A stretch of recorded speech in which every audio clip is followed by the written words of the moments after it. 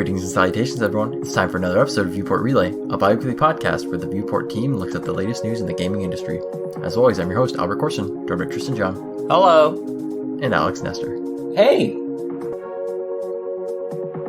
Insert catchy episode 72 filler funny joke here. Do I have to name this episode Drought again? I've already used that title. I cannot use it again. What's a synonym for drought? Dry. Thirst. Thirst is a little too much. How about it's a movie series, and this will be episode 72, The Thirst for News. The thirstening. The thirstening. I like it. Anyways, we are getting closer to E3, guys. Every second that passes by. Do you feel it in your bones? Because if you do, you should probably get that checked out. You know, I feel like you bring it up once in a while, Albert. You seem to be really excited about E3. I'm just not feeling it. I'm ready to be crushed, but I want a Switch Pro announcement. Would that be hype? That would be hype. I don't want to say anything because I don't want to make a bet here, but I feel like that would not happen. It sounds like you're ready to make a bet. I don't think that's going to happen. How about a little, side alley wager with nothing on the line? I've already lost so much money this weekend on bets, Albert. I don't have any money left to bet. Oh no. Okay. Let's go into our favorite opening segment, and one might argue only opening segment. What you been playing? I feel like Tristan, what's the level right here? How much time do you need? How much laundry is there to do? Do you have a reservation, sir? Do you have a reservation? I do have a reservation. I will say this is not a European dinner. This episode, it is quite shorter, so I'm happy to go first. And I think Alex and I actually have an overlap, so that breaks it apart too. All right, there will be, yeah. Can you do a tag team on the game? Can we do some weird tag in, tag out, like wrestling? Probably. Is that too much to ask? We can try. Okay. Tristan, you go first, and then I'll tag Alex in. That slap was me tagging. Okay. You couldn't just add that in post. You had to do that in real life. Well, it's easier to do it in real life. Okay. Okay, I'll go first. So, what have I been playing? Easy. First one, DJ Max Respect V. Season 2 Battle Pass came out, or whatever it's called in that game. Gotta rank up. I missed the final level in Season 1. Embarrassing. You were one level away? I was 6 levels away. I needed to grind 100 songs, and I had 4 days left, and I just couldn't do it. That's a lot of songs. Yeah. Yeah, it is a lot of songs. It does reset my ranked, so I'm gonna have to jump in on ranked again, but that's the short one. Also been playing Fall Guys. The new season came out, season 4.5. Did you get that hot source code? I saw the news article, but I did not get the hot source code, so I still suck at the game. They added squad mode, so before you can enter the game as 4 people, but if one of your teammates or friends lose, you just kind of have to sit there and watch. Squad mode is that, your squad is a team, a singular entity, so you all have to qualify together. Of course, man. We won. Who's Easy the game. we? Who's the weak link, though? I will not answer, but the hint is that I may be the weak link. Oh. Is your squad name Masters Only? We did get Slime Climb, and I did... Oh, this is embarrassing. I wish I recorded it. So, for listeners, Slime Climb is a Season 1 map. And every season they update the maps to make it a little bit harder. They add some variants. And when I first won my first crown, it was a level that I just mastered. I knew exactly where to go, how to get there. And then after my first crown, I just lost it. I couldn't make it to the end. I will say, confession, this season when we got Slime Climb, there's a first turn you need to make to kind of start going up the slope. I got shoved off the main ramp. I didn't even get to the obstacles, and I just fell into the slime right away. Oh no. I was first eliminated. Anyways, That's a Masters only strategy, though. That's the Masters only Definitely. strategy. If the rest of the team could carry without me, why even play the game? Yeah. All right. Anything else? Clash still going on. We got 7th place and 2nd place. And the last one is I've been playing a bunch of Cook Serve Delicious 3. I say it like that because there's a question exclamation point at the end. 3? Which is 3? There's 3 of these games? How did we get Yeah, no here? kidding. 3 of them? Which is a cooking simulator game. It's akin to like a rhythm game because there's a lot of buttons you need to press in terms of like the orders that come in. They added co-op mode, so a friend and I were trying it out. The game's very hard. That's all I will say. We spent 6 hours straight playing it, and we only got through about 10% of the levels. It's a long game. It is. And then I'm gonna tag team Alex for the last one because we've been playing it together. Here we go. Oh, okay, you want me to introduce it? Okay. So we've been playing a new game, newish, I guess. It's been out for about a year, fully released. But yeah, Deep Rock Galactic, which I've heard about before, but, just never really looked into it. And it's best described as, a dwarf mining simulation game with a little bit of bug problems. So it's actually really fun so far. It's a class-based game. It's got 4 different classes, and you do co-op content together. And I think I like a lot of the design and stuff that they actually did. Like, each job feels like it has really useful gadgets. I can't really say that one feels weak. And I think that's actually pretty impressive, actually, that they were able to design 4 classes so uniquely, and really it feels solid in terms of what each one can do and what each one brings to a mission. Is it so? It's mission based, not like an open world like that's Minecraft correct. Yeah, thing. Yeah, Okay. yeah. You have an overall mission, so it's like collect X number of eggs, or collect X number of materials, collect X number of a lot of things. That's really each mission in a nutshell. Sometimes it's just eliminate all bugs or big bugs. Wow, not even real miners, just Yeah, exterminators. exactly. You're just exterminators at that point. Yeah, and it has just like really great lighting systems. I really enjoyed that. And the sound design is actually really good as well. I'm tagging you back in, Tristan. You feel anything too? I've been liking it. I think I said this earlier today. I just kind of wish there were more enemy types. I get like Destiny 2 vibes in terms of the gameplay, minus it being an MMO. And I always complained that Destiny 2 had minimal enemy types, but this game's a little worse. Is it like Vermintide or not? Like, is that a bad comparison to make? In terms of, it's got waves of enemies that show up, I guess, like swarms. Do you defend a position or do you push through a map? Some Or does it missions depend on the map? some missions you defend a position. Other times you're pushing in to get materials and minerals that are further down the map. And I assume you like upgrade and level up as you do more things? Yep, you can upgrade all your equipment with the materials you gather, all the money you get. You can buy in-game cosmetics and things with in-game currency. Nice. It's definitely less linear. Like, Vermintide's very linear, right? Yeah. Yeah, I guess that's something we should, Each level is procedurally generated, and it's based on the biome type that it is. Oh. I think the second point about the game is I've started to get self-conscious at this point of, in any game like this, I just rush the objective, and I feel like I still do that here. I'm just like trying to get the mission over with. Do I even like playing games? Maybe that's I don't know. Because, especially with Deep Rock Galactic especially, it really prioritizes more actually just full-on exploration. Like, the main objective is not actually your objective in most cases. It's really to find all the additional components you can find during the missions. Maybe you're speedrunner at heart, Tristan. Maybe. Or maybe I'm in the there's wrong just industry. an impending sense of doom that you're not doing your backstreet bet, and you're like, I gotta beat this game. Is that what we're calling it? A backstreet bet? Was that the formal name? Did I miss it? The formal name is a back alley, backlog bet? Something? Backstreet Boys bet? We can't say that's copywritten. They're gonna sue us. Anyways. Anything else, Alex?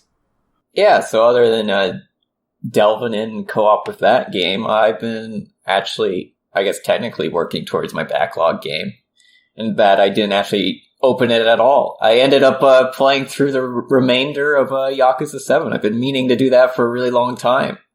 Hey, you've got time. You've got time, man. I know. I had to finish a JRPG sometime, so I figured, you know what? I gotta do it. And to free up some hard drive space, so hit up Yakuza. It was a good experience. How long was it? I think I ended up taking about 60 hours. I think... Ooh. They typically say this one takes about 40 hours to beat the main story on, if you're not doing any kind of side content, which, yeah, that seems about right. And it's a bit longer, I felt, in terms of a lot of the other Yakuza titles. So, yeah, I think overall, I like the idea of the turn-based battle system. I think it felt maybe a little simplistic, and I think, I don't know, I guess I never got the feeling that debuffs, like attack down, defense down, things like that really mattered too much. So maybe if they made those matter more, it would make the battles a little more dynamic in terms of what your choices are. So really a lot of the time it just felt like I'd spam like accuracy down or evasion up to actually do anything, and then I just attack enemy until it eventually dies. Which was my other criticism of the bosses in that game, which all seem to be just HP sponges. They don't really have many mechanics to them. So maybe in the next one we'll have more boss mechanics, and hopefully, since I think they did a recent broadcast and they said that the future Yakuza games will continue to use this turn-based system. Yep, I saw that. Mm-hmm. But yeah, I really enjoyed the story. And yeah, like a lot of Yakuza games, they all end on a pretty nice message, so yeah, feels good. But you know, is it live a life of organized crime?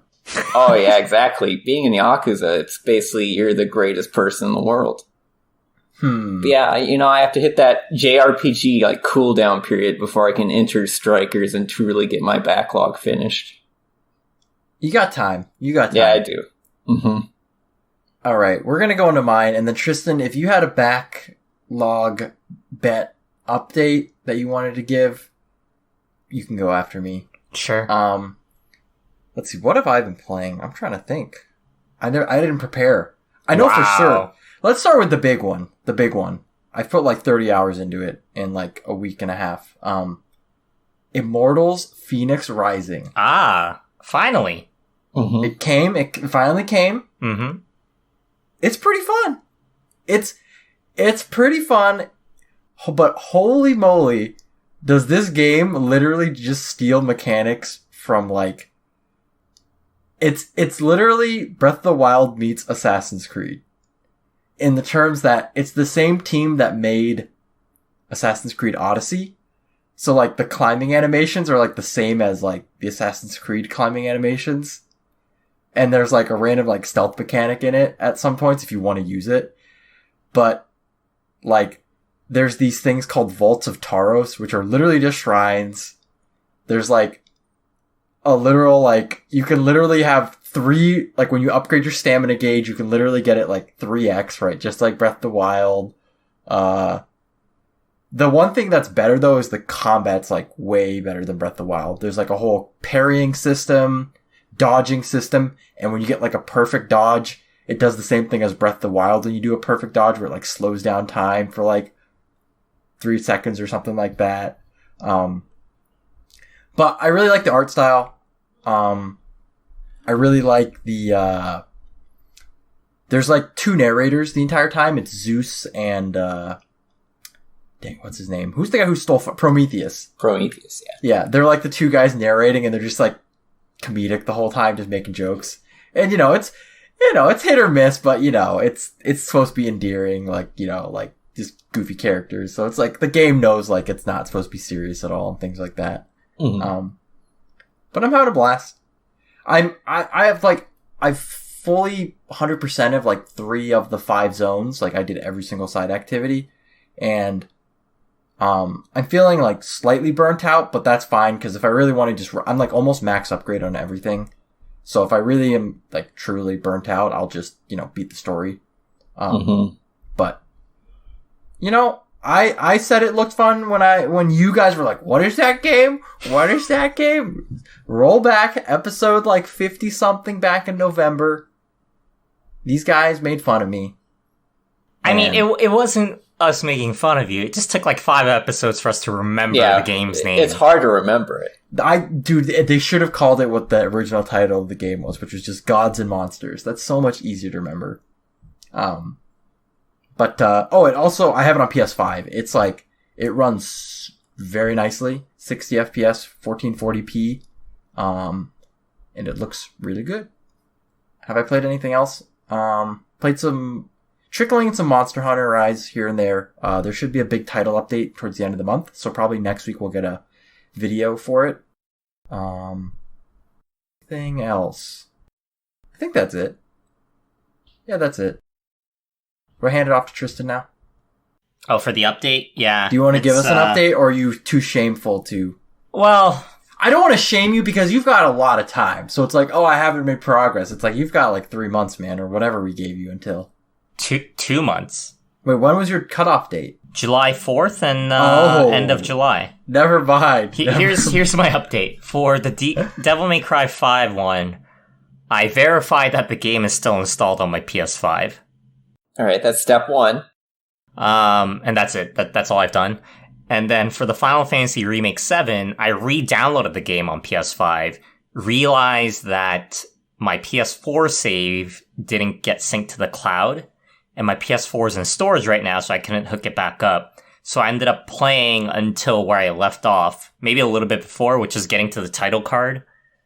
Mm-hmm. So I'm still at, like, status quo, basically, on both of them. Okay. But are you gonna wait to play Remake until the upgrade comes out on June next month? That was Alex's suggestion because I was complaining about the frame rate. Mm-hmm. But now at this point, I'm just scared I won't have enough committed time to finish the game. You'll have time. It's only like 30 to 40 hours if you really want to. If you really want to rush through it, RPG. Yeah, if you really want to rush through it, it's like 25 hours ish, probably. Unless you play on like the hardest difficulty, then you might take you a lot. I don't know. I'm just getting like this, the pit of your stomach worry feeling. I think in the amount of time you've put games in the past 2 weeks, if you put that into Remake, you'd be like halfway done already. Mm-hmm. Exactly. You'll be at my place. I'll strap you to a chair, and you'll have to play it. This seems less like a bet and more like an intervention. I mean, maybe it is. Mm-hmm. I can't tell you. That's a secret. All right, moving into the news. Not a lot of news. So the first 2 stories today are going to be games that Alex and Albert are excited about, and maybe Tristan. Mm-hmm. So we'll talk the first one. We had a Final Fantasy XIV digital Fanfest. They dropped a bunch of news.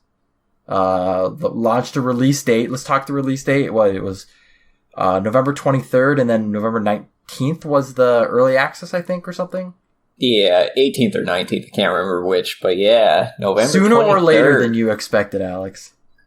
I think that's later than everybody expected, and I basically made a comment on that too, because they had originally announced fall of 2021, and they're November 23rd. I would say once you hit December, like in my mind, once you hit December, that's winter, and you could say, okay, 1 week before, December. But I mean, that's still fall. Yeah.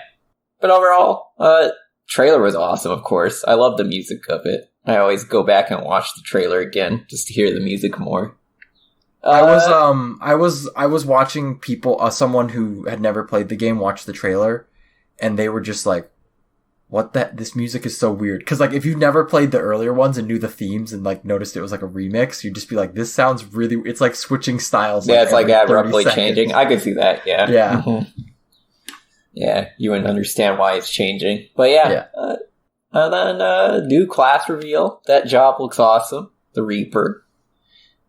Reaper. Yeah, and then other than that, they had, of course, a lot of cool talking panels and things like that. If you hadn't heard kind of what the development was for Shadowbringers and things like that, you got some interesting tidbits. And then they had a cool concert at the end, which was really good to listen to.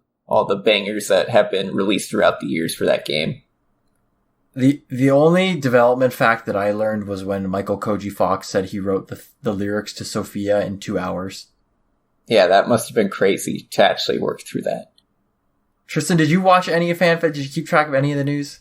I did not watch any of it. I think I went out and had dinner while it was happening. I mean, it was 2 days. That was a long dinner. Yeah. It was a European dinner. It was times 5. Did you hear any of the news? I know there's a new job, but that's about it. If there's one commitment I've held, it's that I'm done. I'm not going back. Oh, I was going to ask an excitement level from Tristan, but I think it's at 0. I don't think it's 0. I think it's just indifference. Indifference. Mm-hmm. Not even Animal or the Island Sanctuary can bring him back. No, did they add more information on that? No, not yet. Not yet.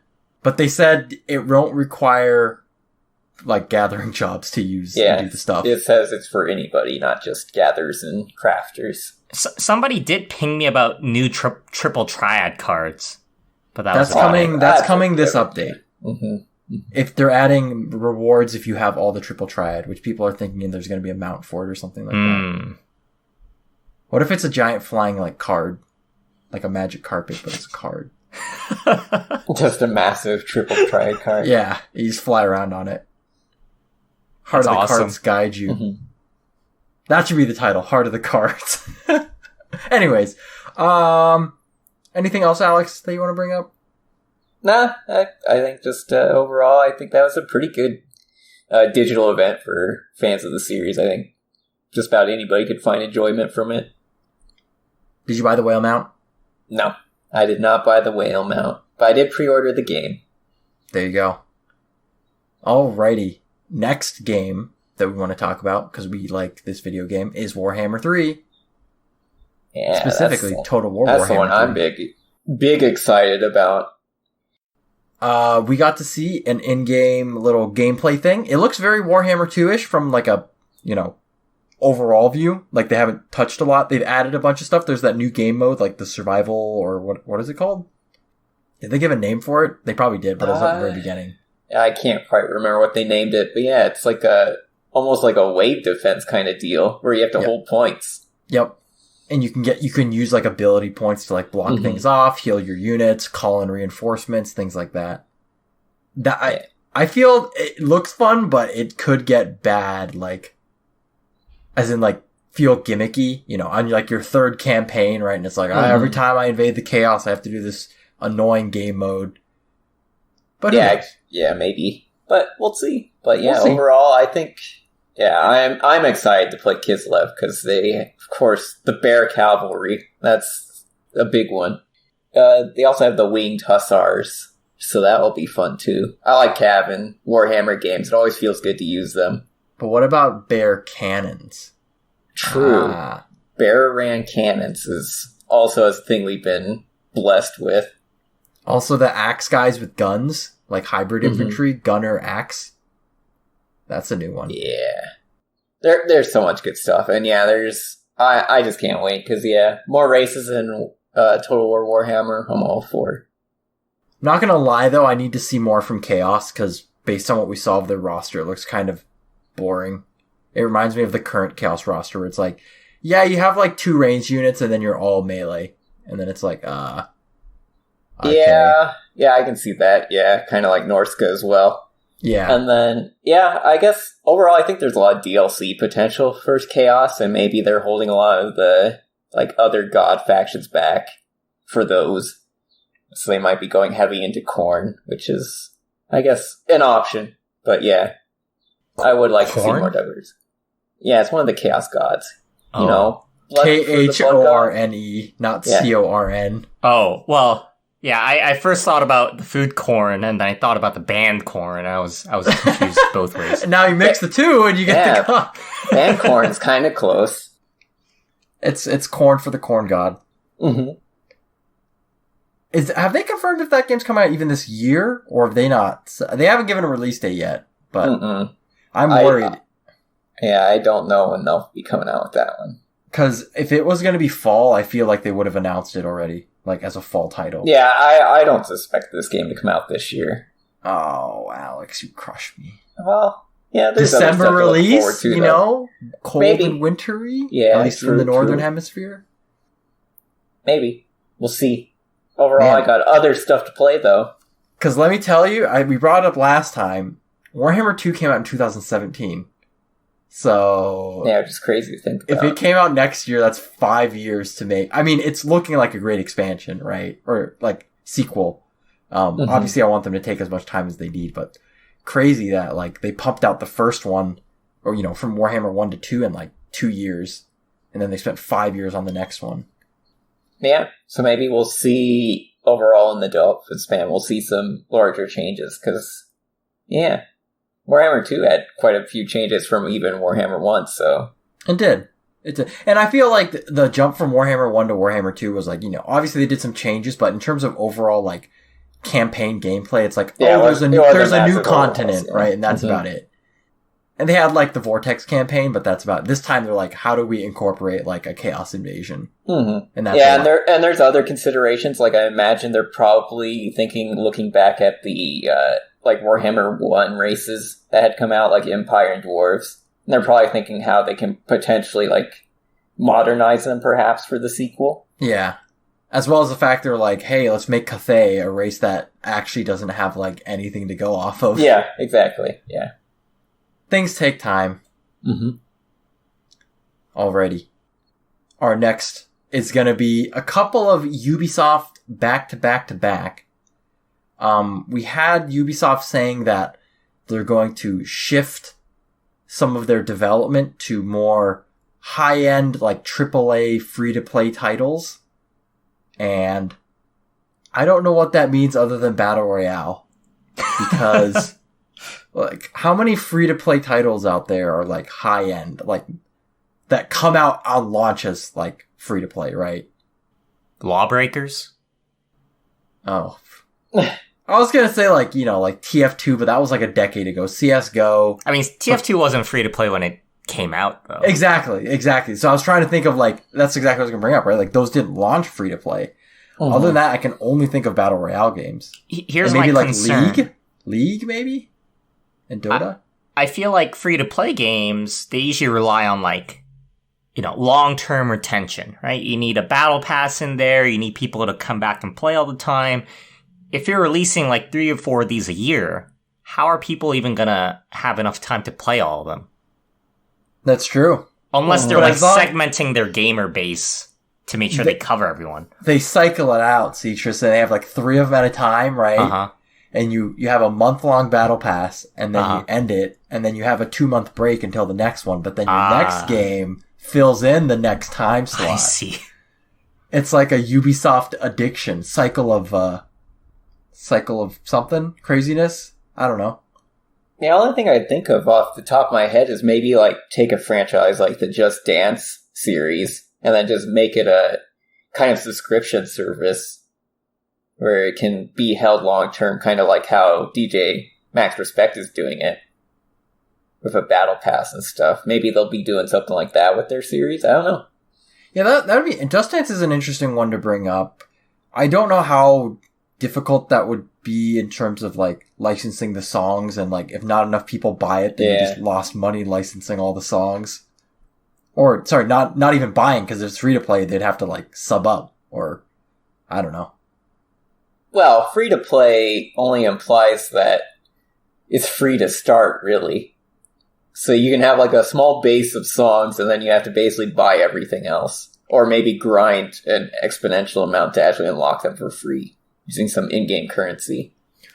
Honestly, when I think about it, there's definitely a lot of options for revenue. Yeah, that's not horrible, because for a lot of rhythm games that I buy, it's like, there's, like, you know, maybe 10 or 15 songs, let's say, out of 60. So let's say 25% of the songs are the ones I really only like playing a lot. And the rest of them, I don't really like the music, or I don't like, like how the song plays or whatever, and I don't really play them that much. So maybe it's like, release the song for free, and instead of paying $60 for, 70% of songs that you'll only play like once or twice. It's like, hey, you know, make the songs cost, you know, $2 to $3, and now you can get 20 to 30 songs of all of them that you would like to play. Yeah, exactly. Mm-hmm.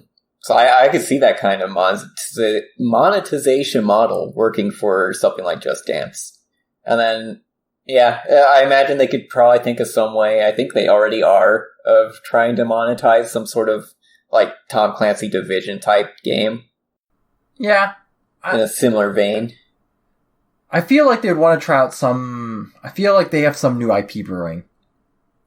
And not Skull and Bones. Speaking of which, that game got delayed again. That's our second Ubisoft news. What do you think is going to come out first? Beyond Good and Evil 2 or Skull and Bones? Oh god, I even forgot about that game. Oh yeah, no one's even talking about Beyond Good and Evil. I'm going to say Skull and Bones comes out first. Where is Beyond Good and Evil 2?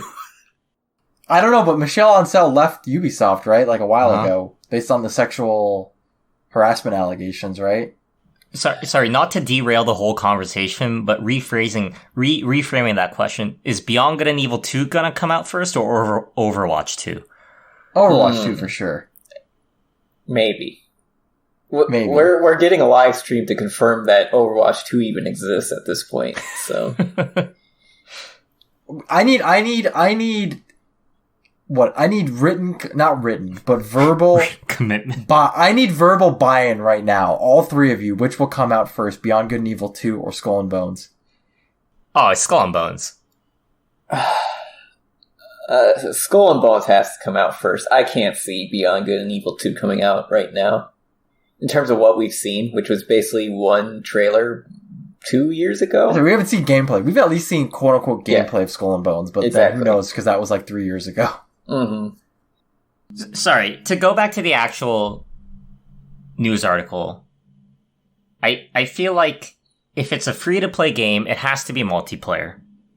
Are there instances of free-to-play single-player games? No, right? Kind of Genshin Impact? Yeah, that's a good example. I mean, it has some co-op, but it's really not the main focus of the game. It's mostly just... Pokemon Go! I don't know what people do in Genshin Impact, actually. Yeah, I guess you guys are right. They're more gacha-ish. Mm-hmm. I don't know if Ubisoft's gonna dip their toes in there, though. Yeah, it's definitely a weird space to jump into to do the loot box / gacha kind of games. I mean, there's always hybrid, right? There's like card games where you can, there's like a single player mode that's unique, and then you can jump into multiplayer. Is there going to be like an Assassin's Creed card game? I'm calling it right now. Oh man, yeah. Fill in the void that Artifact left. Mm-hmm. Exactly. It'll be called Animus. Got it. You've already marketed for them. Good job. You're welcome, Ubisoft. Yeah, I'm going to call it. It's going to be some weird For Honor mobile game spin-off that's free to play, but it's like high end and high quality. But I can see both of their shooters, Far Cry and Rainbow Six, just doing a easy cop-out battle royale. Done. Slap it on there. Put on a battle pass. I got a hot one. What? Rainbow Six. Sorry, not Rainbow Six. Splinter Cell co-op, like Payday style, where you can team up with friends, and you like pay for the heist. You have to like buy the heists and things like that. Oh, that's as a new model. DLC. Oh, I thought you meant like per play session. No, yeah. You buy it like it's like an arcade game at that point. Like maybe you get like a couple free missions, right? But then if you can buy more missions essentially to play through. Okay, yeah. So like the Payday 2 DLC packs, kind of like that kind of deal. I feel like that would get ripped apart by game reviewers, though. They'd be like, you're literally breaking up what could be like a full price game and just nickel and diming us now. Yeah, in the name of continued service. Yeah, as opposed to a multiplayer game, right, where it's like completely ready to go out of the box. Yeah. Yeah, marketing is going to be a nightmare, I think, for a lot of their titles. I could see that going forward. I didn't look up their financials. Did they run into some problems recently? I don't know. From the article, doesn't seem. It just sounds like free to play tends to get more revenue, so that's why. I was wondering, is this a business related decision, right? Or is it the game studios are like, hey, we want to do this game, but we think it would work best as free to play. Mm-hmm. Which, and maybe it's both, right? Maybe it's, hey, we've been wanting to do this, and the business is like, all right, let's shift over. But I don't know. I'm interested to see where this is going to go. We were skeptical about free-to-play, back in the mid-2010s, right? Where everyone was like, it was like 2015, right? League was getting big. Everyone's like, is free-to-play going to kill, like buy-once games? And obviously that didn't happen. In fact, very few free-to-play games are super successful until Battle Royales came out. And that kind of became the, what's the word I'm looking for here? Oh man, I had the perfect word. I guess I'll just stick with flavor of the month, but it's kind of been like 3 years now. Yeah, I don't know. Any other thoughts? I mean, I think this is the trend in the industry. We talked about it. I don't know if I cut it out last week, but we were talking about how Activision is just shifting all their resources into Warzone. We're basically Call of Duty because that's their cash cow. So I feel like a lot of the AAA developers are leaning into the free-to-play model. Can we tangent off of that? I was talking about this with my roommate the other day. Is it wild that there is literally 4 studios that all make Call of Duty and switch around on like a 4-year cycle? That's crazy to think about. That's actually crazy to think about. And it's weird because every other one there's like a dud, right? Mm-hmm. And it's just like, that's what happens when you have 4 different studios making a game series, is like, you never know what you're gonna get. Cause I heard Cold War, the new Cold War was bad. Well, No! It's not like bad. It's just, it didn't meet people's expectations quite like Modern Warfare did. But I mean, we use the word dud, but you realize these are always like consistently the best-selling games of the entire year, of whatever year they're in, which is every single year. Just because it's a good selling, I mean, from a financial aspect, I'm sure Activision doesn't care if their game scores, 75 on Metacritic, but it sells, 30 million copies. Yeah. But from like a gamer, mentality, it's like, I don't want to play it because it's probably not very good. Right? Yeah, but the problem is people are still buying it, so what is going to stop you if you get bad scores, but you still sell anyways? I just want to bring back to the fact that it's like wild that like this thing that has such variability to it just sells like hotcakes like every year, right? I think that's one end of the extreme. The other end of the extreme is like Rockstar, where you just release GTA 5 and that's it. They're porting it to the new gen consoles again, I know, right? That's coming out, and I'm like, that thing literally was on Gen 7 consoles, Gen 8 consoles, and now it's going to be on Gen 9. So I don't know. I feel like though, like Activision and Rockstar are at the two extremes, or maybe they're both on the same extreme. It's a different implementation of the extreme of just milking that cash cow. How is there still people to sell GTA 5 to? That's my question. That is a good question. They've handed it out practically on PC at this point. Like, when do you hit market saturation of a video game? Is it like the Facebook of video games? I don't know. I mean, they're approaching like Breath of the Wild levels. Remember when Breath of the Wild first launched? It sold more copies than Switches have been sold. Mm-hmm. Because like people bought like multiple copies because they wanted to buy like a collector's edition, but not like open it. They wanted to keep it sealed. Maybe it's just people who want to keep playing it on the new consoles. So like as they release on Gen 6, 7, 8, it's just the same people. Yo, you people are crazy. See, this is what I was wondering though, because I feel like they have like the heist. Do they have like heists and stuff? Isn't that a thing they do? Yeah, they add new heists. Okay, because I was like, I know there's a huge community on PC because you can mod it, and there's the whole role-playing stuff that goes on, right? But like, you can't do that on console. I think I didn't realize how big the role-playing community is, because, what's his name? XQC, when he streams his role-play sessions, there's like 120,000 watchers. Oh yeah. Even though, never mind, we won't throw shots out right now. Yeah. No shots fired. Here's my question. Do you think Vince Zampella regrets making Call of Duty? I don't think so. I don't know if that was a joke question, but... It's like a half-joke question.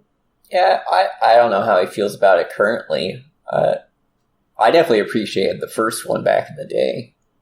I mean, that's kind of like, like Elon Musk, right? Like, he made PayPal, it was super successful, and now he just does other stuff. And it's successful, too. And it's kind of like Vince, alright? He made Call of Duty a successful... Whatever beef happened between Infinity Ward and Activision, whatever, but now he makes really successful games for EA. Yeah. So... Or I think maybe the question is, do you think he's sad about what happened to the series? Yeah, I could see him being like, it's just turned into like it's the Madden of FPS, alright? Let's be real here. That's what it is. It's the Fast and Furious of video games. I said it. Pretty much. Yeah, because you consider the rest of his portfolio, he's done like Titanfall 1 and 2.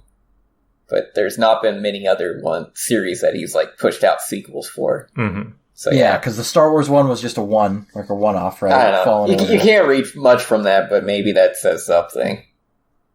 We'll have to see. Mm-hmm. We should, if we ever like get the chance to interview someone, we should interview him, and we should ask that one specific question. Are you sad about what Call of Duty is? Yeah, it's like a creation that like he can't control at this point, right?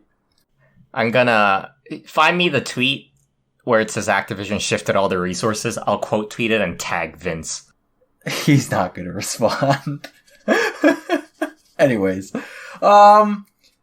let's see. Our last Ubisoft one, we kind of touched on it, but there was a leak for Division Heartland, and some people are saying it's going to be a battle royale game, and that's it. Ooh-wee. I had to say those words. We've already said it multiple times in this podcast, though. So yeah, we have been talking about them. So got that. We got more.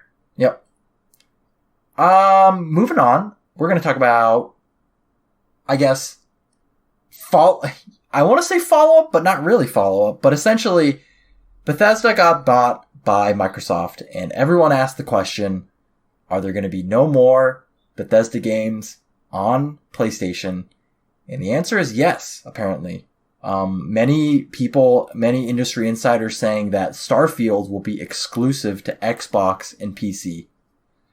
I had in my notes here the quote, "It's happening" GIF. So, it's happening. Now, is this a true exclusive, or is it going to be a timed exclusive? Ooh, they did not clarify. I have a feeling it's going to be exclusive. Because they're not going to piss off PC gamers, because it's going to come out on PC, right? Yeah. They're just like, if you want to play it on console, you're playing it on Xbox. That kind of leads into my question, is just like, what's your gut reaction, or is this a good decision from Microsoft/Xbox to do this? I mean, isn't that kind of part of the reason why they did the acquisition? Yeah. To bring in big hitters for their first parties. Finally, a good game for my Xbox Series X. From Todd Howard himself. Todd will do us no wrong. Can you make a new studio called Howard Productions? You know, this is more joke, but nitpicking at the tweet, he does say just Xbox. It might be the next iteration of Xbox at this point. It's going to be called Just Xbox. I like that name, though. I like it. Just Xbox. No, I think, this was expected in my head right after the acquisition. I think they even made a public statement saying that, like, up until Tokyo Ghostwire, they're gonna, fulfill the promises they did in terms of, like, PS4, PS5 exclusivity, blah, blah, blah. But then, why wouldn't they have exclusive releases for everything else after that? Yeah. Because they brought up Deathloop, right, as well, right? Where they said, hey... Yeah, that was the other deal they had made before. They're like, the contracts say it needs to come out on PS5, so it'll come out on PS5, but in the future... They kind of left it ambiguous, but it was like Evil Villain, like, yeah, like you could see behind the scenes what they were saying, right? When they were like, we'll have to see in the future, and it's like, come on, just say it. They're not coming out on PS5. Also, like... Sony's done some real sketchy console exclusivity stuff too, with like Destiny, Call of Duty. Like, this isn't that bad. Yeah. Yeah. Nintendo's doing it now too, with Monster Hunter Rise, right? Yeah. They were like, hey, Capcom, don't release this thing on PC for another year because we want it to sell like hotcakes. Thank you, capitalism. Thank you. Anyways, I had one last thing, and it was, and we might have touched on it in the past when we talked about the original acquisition, but essentially it's like, is this, now that it's confirmed essentially, are there people right now who, because it's hard to get a PS5, hard to get an Xbox, are like, you know what? I was gonna go for a PS5, but I think this might sway me to get Xbox instead. Potentially, yeah. I think Bethesda games, especially with Skyrim, no memes, did bring the kind of open world RPG Bethesda experience to a lot of gamers. So I think, yeah, a lot of people will be swayed by a game that they'll see, I could spend, 200 hours in this game. Just throwing a number out there. And I think they'll jump at that opportunity if they are given the choice between that and whatever Sony's offering in comparison, which is typically not this kind of RPG that Bethesda makes. Yeah, we talked about it, was it last episode, about the Sony cinematic experience on their other PlayStation Studio games. They all kind of feel similar. Yeah, they're gonna put out potentially 10 to 20 hour, heavily polished cinematic experiences and with really refined gameplay, things like that. And on the other hand, you get the Bethesda experience, which is, I don't know if you can call that refined at all, or very polished at the least, but, a wonderful experience nonetheless. Sony's got their interesting ones, not true RPG, but Horizon 2, when that comes out, that's sort of it's open worldy, less on the RPG side.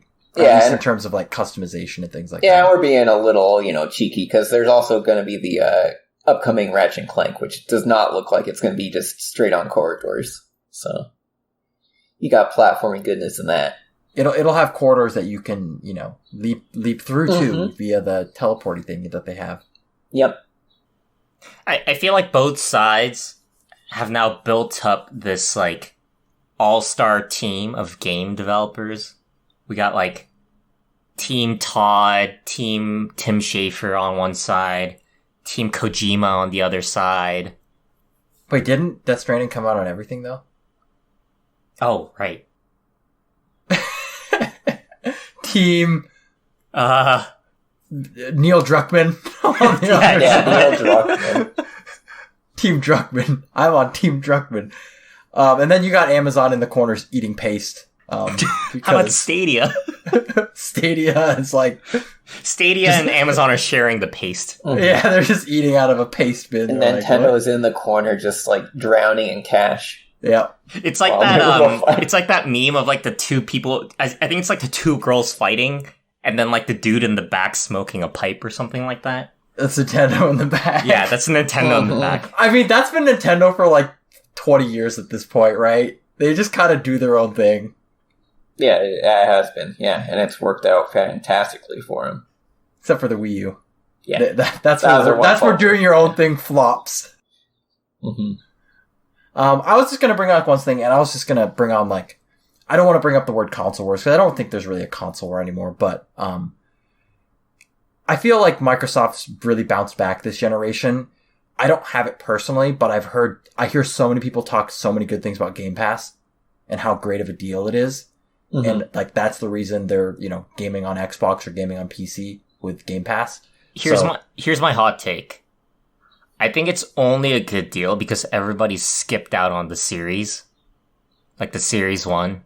Uh-huh. No. Sorry. I keep getting Xbox One. Okay. The One X? The One X. And the original Xbox One. So it's like the Switch, as in you get to play all these games that came out, but they just didn't have the console before. Ah, like Wii U. Hey, I get to play, I get to play Donkey Kong Tropical Freeze, right? Yeah, and those Wii U people are I had it, or, hipsters like me are I had a Wii U and I already played it. Right. There's no games on the Switch. It's that situation with the Series S and Series X and the Game Pass. Yeah, still, but they do the new releases too, right? You can play the new releases with Game Pass, I think.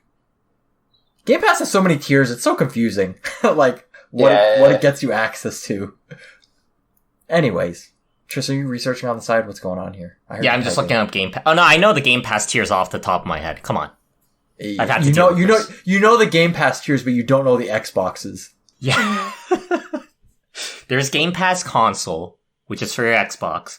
There's Game Pass PC, which includes EA Play, which is for your computer. Oh, dude, I forgot it even had EA Play. Oh my goodness. There was actually a loophole that they closed today because you can buy EA Play, which comes with Game Pass, and it was cheaper than Game Pass. So I think Microsoft locked that down. And then there's also... Yeah, they're like, EA, we gotta... you can't be undercutting us on our own little deal here. Yeah. And then there's Game Pass Ultimate, which is both PC and console, and also comes with Xbox Live Gold and EA Play. Oh my goodness. So that's a great deal. It's a good deal. Yeah. Why am I I feel like I'm shilling for something every episode. Phil Spencer's behind you. Blink twice if Phil Spencer's behind you. You can't hear me blink. Blink really loudly. Okay. Anything else on this? Is Starfield coming out this year? I want bets. No. I want more on the record. No? Absolutely not coming out this year. I'm saying yes. I'm Really? saying it. I'm saying it, yes. I'm gonna write it down as I edit it tomorrow. Bethesda said they would not, starting with Fallout 4, they would not announce games that wouldn't come out further down the line. And when they announced Elder Scrolls 6. No, sorry, not announced. When they revealed Fallout 4 and showed gameplay, it came out November that year. And it was revealed at E3. And we haven't had E3 yet. If it was post E3, I would say no. But I still think there's like a 60% chance it could come out this year. I'm putting my stake in the ground. I'm going with no still. I'm sticking with no. I don't see it happening. Alright, you guys don't believe Todd is God, alright?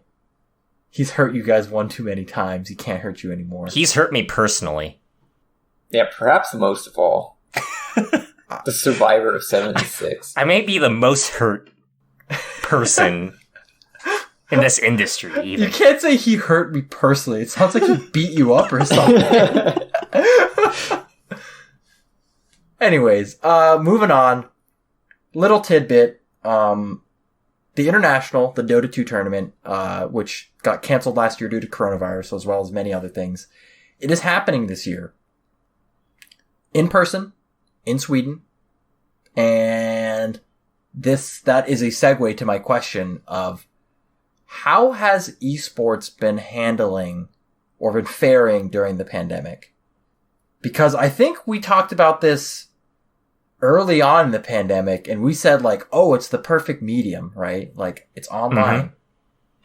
But actually, it's been pretty somber, in my opinion. Yeah. I feel like I got more into esports during the pandemic than prior. Like, I've been watching a lot of LCS, maybe even LEC. So, these are like the league tournaments, but I feel like I've been getting into a lot more of those. Maybe it's because I'm a big follower of FGC, and when it comes to latency, like, those games just don't work online, right? Like, everyone makes fun of, oh, it's an online tournament? Oh, okay, it's a joke, right? It's not LAN. Yeah, fighting games have always had that stigma, because, yeah. So maybe it's a unique, a unique fighting game. Although I've heard StarCraft 2, because I follow StarCraft 2. What are you going to do? Nothing. There's been no, like, Korea versus, like, any other foreign countries, because they're like, you know, we meet in the middle, right? We're Europe, they're Korea, we play on the US servers. Mm-hmm. You can't micro with 200 ping, right? It just doesn't happen. So, I'm surprised that League is regionalized, right? Which is probably why it works really well. Yep. But was there a Worlds last year? Or this past year? I believe so. And they're running MSI right now, which is across regions. And I believe they're doing it in person. They, like, flew the players in. Okay. So, but, like, there's no audience, of course. Yeah. Okay. So that's how it's working. Interesting. So it's more like esports has been doing well for the most part, but they've had to do a little travel to get the players happy. Yeah. One thing, I was reading through the TI-10 article. First of all, congrats to them to making it to double digits. I honestly didn't think this was going to happen. I read that there's a $40 million prize pool. Did they just like carry last year's prize pool into this year or something? Yeah, I think that's what they did. Are they going to add more to the prize pool? Is this thing going to hit? Okay. Nope, they confirmed there's no battle pass this year for TI. I see. Which is, depressing a lot of people, but... Yeah. Could you imagine if it hit like 100 million? That'd be insane. Dude, you just win one TI and then you're just done. Anna, he's going to come back in, win another TI. Uh-huh. That's right. We're coming off back-to-back champions, right? Are we?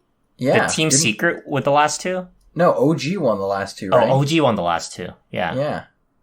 So, who knows? Hey, does this mean PAX is coming back? Ooh. I think it is. I think this it is happening in August? I think it is. I think it will. Random side note for us.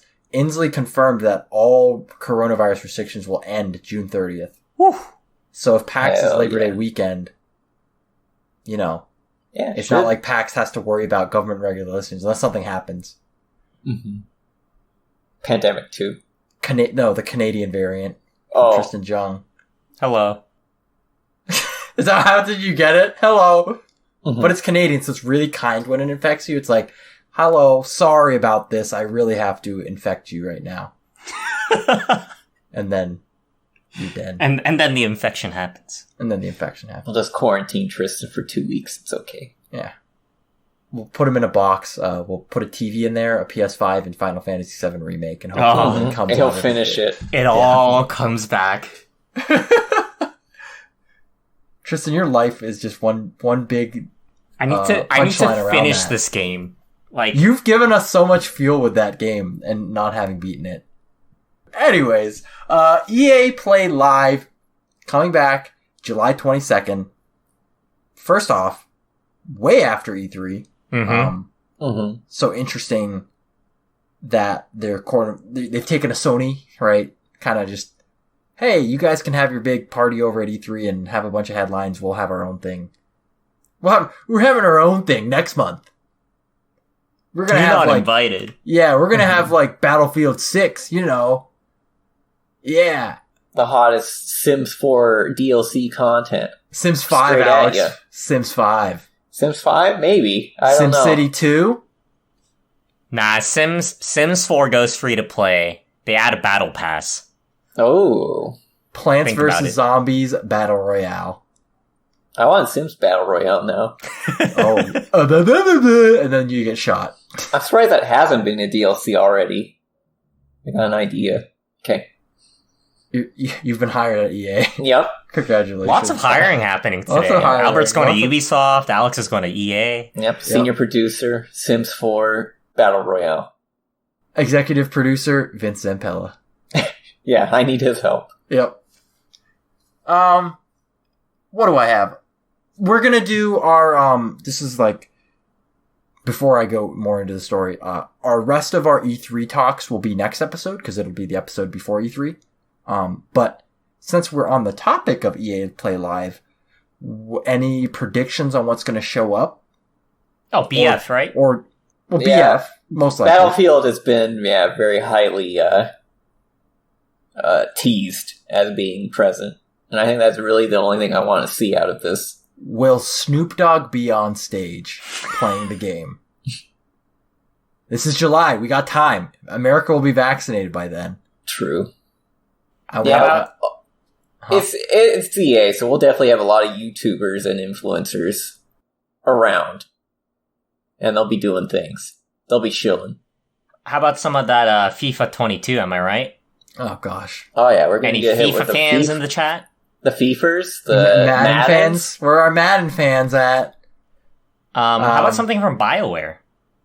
I'm gonna make a hot prediction right here. Hot take. Uh-huh. KOTOR remake happening. A remake, huh? Uh-huh. Perhaps. There's been a bit of a resurgence of a D&D style, games enjoyment. So it's gonna be made by the folks who did Fallen Order. But okay. That's just a random take. It just spurred out of my mind right now. Yeah. Building off of Tristan, I think we will probably see gameplay of the new Dragon Age game. Oh, I forgot about that one. I think we'll see something of that.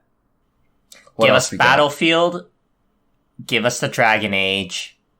Pop in a couple mobile games. I think we're gold. All right, I got it. I got the real one. Okay. In collaboration with Nintendo. Yeah, get out of here. Mm-hmm. What? I said get out of here. No, I have a great idea. What is it? What is it? Sell it on us. It's gonna be, you know how there's been like Mario 99, Tetris 99. Mm-hmm. What's the latest one? Pac-Man 99? Yep. Yes.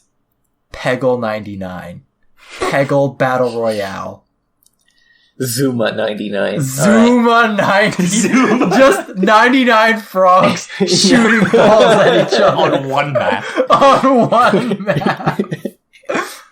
Hire me now, EA. Yeah, right. I like this. At this point, I know we're still memeing, but it's so close to reality. I don't know what's going on anymore.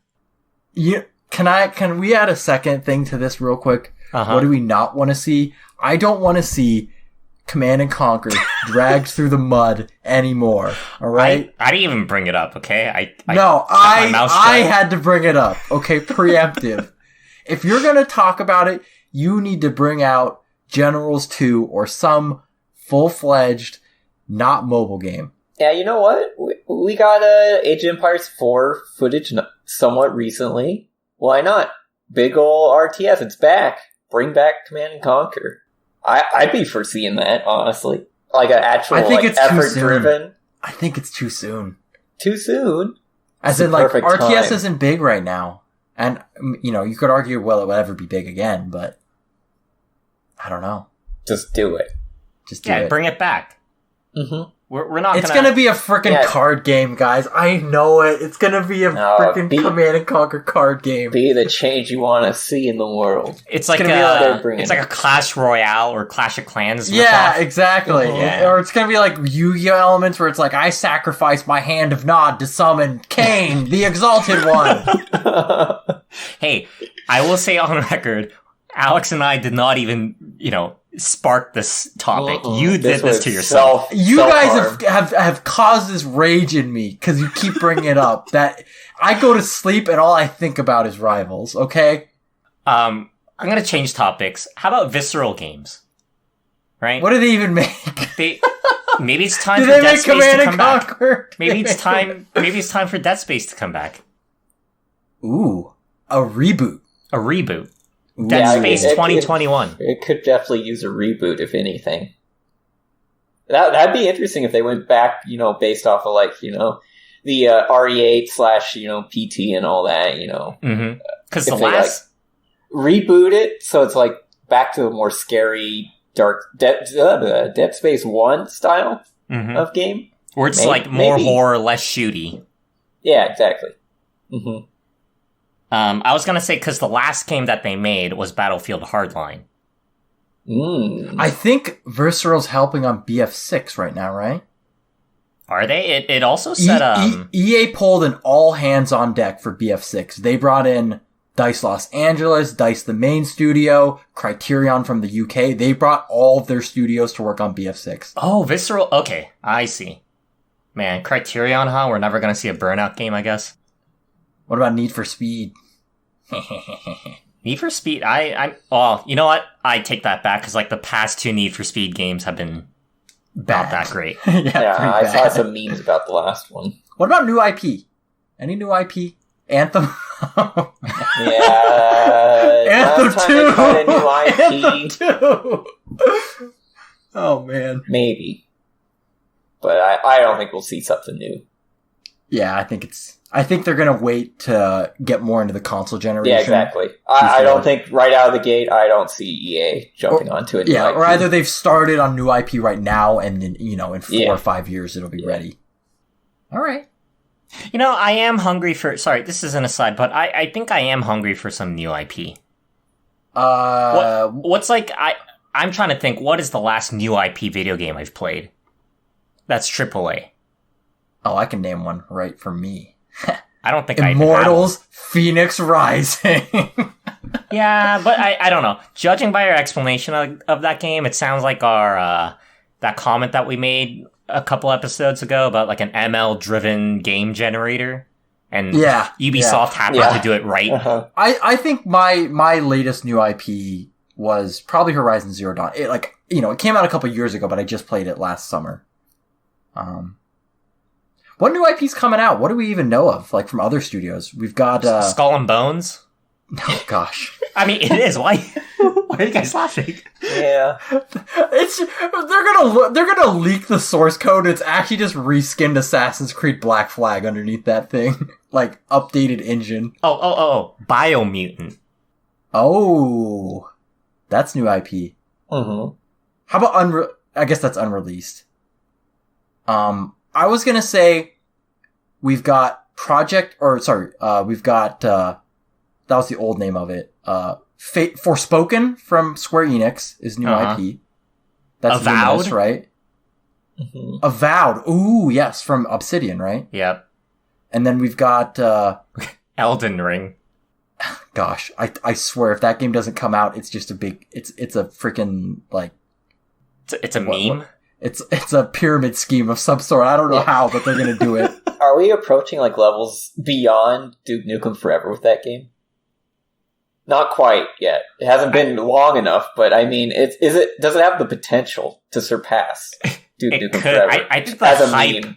When did the trailer come out? Was it just 3 years ago? They announced it 2 years ago. It hasn't been that long, but it feels like it's been a decade, just due to how many people keep talking about it. It's just anytime they're like, Sony's talking at a press conference, everyone's like, Elden Ring, right? It's like, that's their subreddit, just like, sounding the war cry. No, what's the Capcom one we saw last year? Oh, you were all like, Kojima? Oh, I forget the name of it. Can we talk about something I said last year? Pragmata, that's it, yep. This is completely off topic. We've just gone off the rails, but that's fine. We're just jibber jabbing at this point. Last year when I gave my Studio of the Year to Capcom, they have not disappointed. They've only released bangers for like 2 or 3 years now. Yeah, and I think their financial results came out, and they're like selling like hotcakes. Like everything they're making is just flying off the shelves. Yeah, they've been working out well, doing what they're doing. Let's not talk like pre-2017 though, where they had like Mighty Number 9 and stuff like that all come out. Smile. Oh no, sorry, it's Mega Man Legends, or was that the really bad one? I forget. But anything Mega Man in the past like 5 years has been bad. Oh. It hurts. Says the guy who's never played a Mega Man game. Alright. Is there any more tangents that we want to take? Not that we're on random tangents. I don't know. I feel like there was a lot of passion and anger that just like spewed out in the past 10 minutes. EA Play, man. Thank you, EA Play. They bring out the best of us and the worst of us. It's in the game. It's in the game. Now I'm trying to think just any last second EA games that we might hear about. There was news, maybe this should have been in the thing, and now it's just randomly tacked on the end, but Warner Brothers Games is being sold to like Discovery or something, which is kind of huge. Yeah. There's like a merger happening. Are they splitting it or something? Yeah, they're like splitting it up. Mm-hmm. So as long as Back 4 Blood isn't affected, I'm okay. Because I think Back 4 Blood is Warner Brothers Games is the publisher for Back 4 Blood. Yeah, that sounds right. I'm surprised we haven't heard much about Back 4 Blood in a while. Has there just been news under the radar, or has it just been quiet? They released some updates on their card system. Mm-hmm. I'm being serious. They do have a card system. Yeah, I know. The gameplay system, yeah. I think the Edge magazine issue from 2 months ago, they had a whole feature on it. And it's still coming out in October. I think it's well on track, at least from what I've seen. Cool. Yo, what about a new SSX game? You know, it's been quite a while since we've had a major snowboarding game. Is it time to revive? There was one that Ubisoft did, right? It was, or was that the luge game? I forget. There was some game that came out that was like a snow game, snow sportsy game thing. The only other thing I'm just shaking my head and shrugging at this point. The only other thing I can think of looking at this list is if we got like Spore 2 or something like that. Something just wild that no one expected. Yeah, pull off the Commander Keen. That's Bethesda now, isn't it? I don't know. I mean, whatever that was, I just do something similar. Where the lady came out and is like, and now for something completely different. Anywho, any last messages before we wrap this episode up? No. Alrighty. Then that wraps it up for episode 72 of Viewport Relay. Viewport Relay is available on Radio Public, iTunes, Google Music, Stitcher, Podbean, and all your favorite podcast directories. If you enjoyed this episode, please take a moment to subscribe, review, and share it with your friends. We're also on social media as Viewport Gaming on Twitter, Facebook, and Instagram. But Tristan, why Viewport Gaming? Well, Viewport Relay is part of Viewport Gaming, a website that provides a look into video games through reviews, features, and podcasts. Now updated with more than just podcasts because I put my Returnal article on there. You can find all Viewport Gaming content at viewportgaming.com. Thank you, Tristan. And as always, I've been your host, Albert Corson, joined by Tristan Jung. Goodbye. And Alex Nestor. See you next time.